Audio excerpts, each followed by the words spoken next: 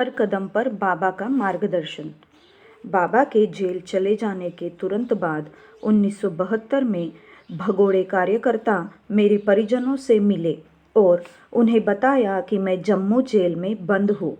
पूर्व इसके मैं श्रीनगर जेल में बंद था, परंतु वहाँ से मुझे तब स्थानांतरित कर जम्मू भेज दिया गया जब सरकार को मालूम हुआ कि वहाँ मैंने 100 कैदियों को मार्गी बना दिया है। यहाँ मुझे महल जैसे मकान में रखा गया था। उस जेल में कैदियों की संख्या बहुत कम थी। वहाँ विशेषकर राजनैतिक कैदियों को रखा जाता था। मेरे परिजन आसानी से वहाँ पहुँच गए। मुझे लेने के लिए परिजनों, भगोड़ों कार्यकर्ताओं तथा सरकारी अफसरों की पूरी सेना आई थी। जेल के फाटक पर पहुंचकर उन लोगों ने संदेश भिजवाया कि वे लोग मुझसे मिलना चाहते हैं। मुझे पता था कि यदि मैं बाहर निकला तो वे लोग जबरन मुझे उठाकर हैदराबाद ले जाएंगे। ऐसी हरकत वे लोग वाराणसी में कर चुके थे। मुझे याद था कि उन लोगों से पीछा छुड़ाने के लिए मुझे कितने पापड़ बेलने पड़े थे।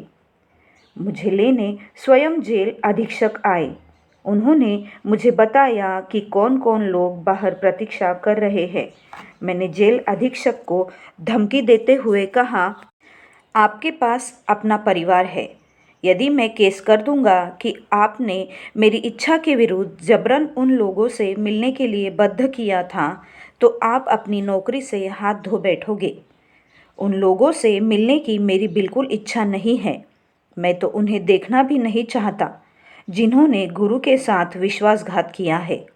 मेरी बात सुनकर जेल अधीक्षक घबरा गया। उसे अपनी नौकरी को खो जाने का डर पैदा हो गया था। बाहर आकर उन लोगों को उसने सारी बातें बताई। उन्हें यह भी बताया कि मैं उन लोगों से मिलना नहीं चाहता हूँ। वे लोग उसकी बात पर विश्वास करने के लिए कतई तैयार नहीं थे। लगातार दबाव दे रहे थे कि उन्हें फाटक के अंदर जाने दिया जाए।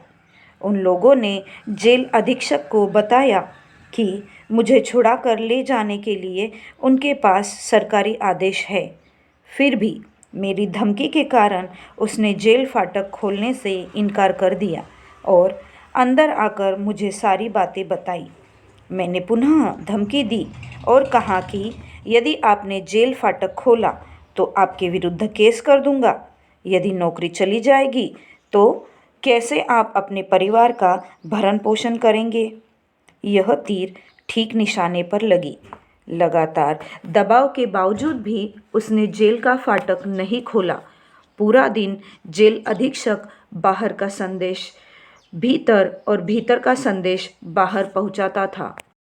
मुंह की खाने के बाद अंत में उन लोगों ने संदेश भिजवाया, यदि हम लोगों से नहीं मिले तो जीवन भर जेल की रोटी तोड़नी पड़ेगी। हम लोग तुम्हें जेल से रिहा करने आए थे। यह काम आनंद मार्गी कभी नहीं कर पाएगा। मैंने संदेश भिजवाया, मैं जीवन भर जेल की रोटी तोड़ने के लिए तैयार हूँ, परंतु आप लोगों से कभी नहीं मिलूँगा क्योंकि आप लोग उन दुष्टों के साथ आए हैं जिन्होंने बाबा को जेल भेज दिया है। जब आनंद मार्ग मुझे जेल से बाहर निकालेगा तभी मैं बाहर आना पसंद करूँगा। मैं आतताइयों की सहायता से बाहर नहीं निकलना चाहता। मेरे दृढ़ विचारों को देख वे उल्टे पैर लौट गए। बाबा ने ही उन दुष्टों से लड़ने का विचार और शक्ति दी थी। मुझे साफ दिखाई दे रहा था कि बाबा हर कदम पर मेरा मार्गदर्शन कर रहे हैं।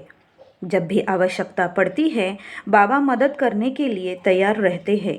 बाबा महान हैं। जम्मू के आसपास एक बाबा भक्त मार्गी रहते थे।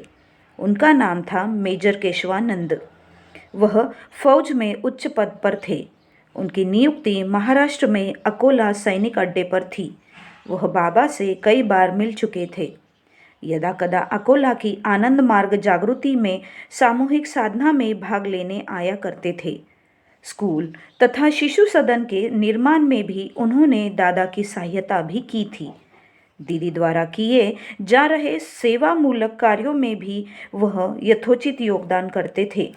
भारत सरकार इस बात से अप्रसन्न थी कि अकोला में कार्यरत एक फौजी अफसर कट्टर आनंद मार्गी है।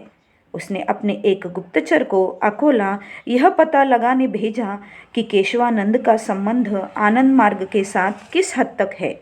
गुप्तचर विभाग के उस पुलिस निरीक्षक ने केशवानंद के पास यह संदेश भिजवाया कि उनसे कुछ पूछताछ करने के उद्देश्य से वह दिल्ली से आया है। मेजर ने उसे अपने कार्यालय में बुलाया। जब वह मेजर केशवानंद से मिलने उनके कार्यालय पहुंचा तो उन्होंने उससे उन अधिकारियों का नाम तथा उनका पदनाम पूछा जिन्होंने इस कार्य के लिए उसे भेजा है। उसने 4 अधिकारियों के नाम तथा उनके पद नाम बताए।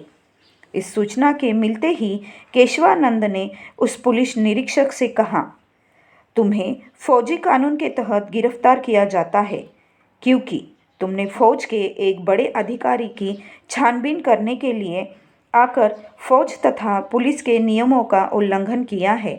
तुम्हें कोर्ट मार्शल कर जेल भेजा जाएगा। उन्होंने आगे कहा, तुम्हारे अतिरिक्त उन 4 गुप्तचर अधिकारियों को भी फौजी कानून के तहत गिरफ्तार किया जाएगा जिन्होंने एक बड़े फौजी अधिकारी के विरुद्ध छानबीन करने के लिए एक निरीक्षक की नियुक्ति की है। बेचारा पुलिस निरीक्षक गिड़गिड़ा कर कहने लगा, यदि आप मुझे गिरफ्तार कर जेल भेज देंगे तो मेरी नौकरी चली जाएगी। वह हाथ जोड़कर विनती करने लगा, कृपया मुझे जाने दीजिए, नौकरी छूट जाने पर मेरा परिवार तबाह हो जाएगा। मेजर केशवानंद को उस पर दया आ गई। उन्होंने उससे पूछा, यदि मैं तुम्हें छोड़ दूं तो अपने अधिकारियों को क्या रिपोर्ट दोगे? उस निरीक्षक ने घबराकर कहा, आप आनंद मार्गी नहीं हैं, आपका आनंद मार्ग से कुछ लेना देना नहीं है। इस उत्तर से असंतुष्ट केशवानंद ने कहा, मैं नहीं चाहता कि तुम्हें मेरे कारण झूठ बोलना पड़े। उन्हें जाकर बोलो कि मैं आनंद मार्गी हूँ। यदि मैं रिपोर्ट दूंगा कि आप आनंद मार्गी हैं तो वे लोग मुझे बार बार यहाँ भेजेंगे। पुलिस निरीक्षक ने ऐतराज़ जताते हुए कहा, मेरे लिए यही अच्छा होगा कि मैं इस फाइल को बंद कर दूं और बोल दूं कि आप आनंद मार्गी नहीं हैं। उसने अपना निर्णय सुनाया। जो तुम्हें ठीक लगे वही करो, केशवानंद का उत्तर था। बाबा का यही भक्त जम्मू आकर जेल से मुझे रिहा कराया। चूँकि अपनी रिहाई के लिए मैंने आनंद मार्गी भगोड़ों तथा सरकारी अधिकारियों की सहायता लेने से मना कर दिया था, इसीलिए बाबा ने अपने एक भक्त को मेरी रिहाई के लिए भेज दिया था।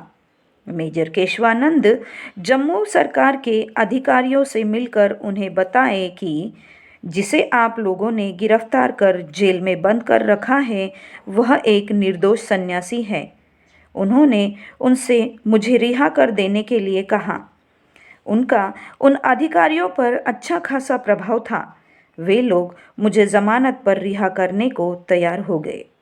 मेजर केशवानंद ने मेरी जमानत ली। जेल से छूटते ही सीधा मैं पटना जाकर बाबा से मिला। यह घटना 1973 के प्रारंभ की है। उषा के साथ ही अंधकार छट जाता है। जो सत्य है, जो काला जीत है, वह उषा के प्रकाश में उद्भाषित हो जाता है। प्रत्येक घर में उषा की अगवानी की जानी चाहिए। सात्विक भावनाओं से लैस उस शुभ घड़ी में उस अनंत के राज्याभिषेक के लिए शारीरिक और मानसिक तौर पर तैयार हो जाओ। अनंत की पुकार के उत्तर के लिए तैयार रहो। बाबा।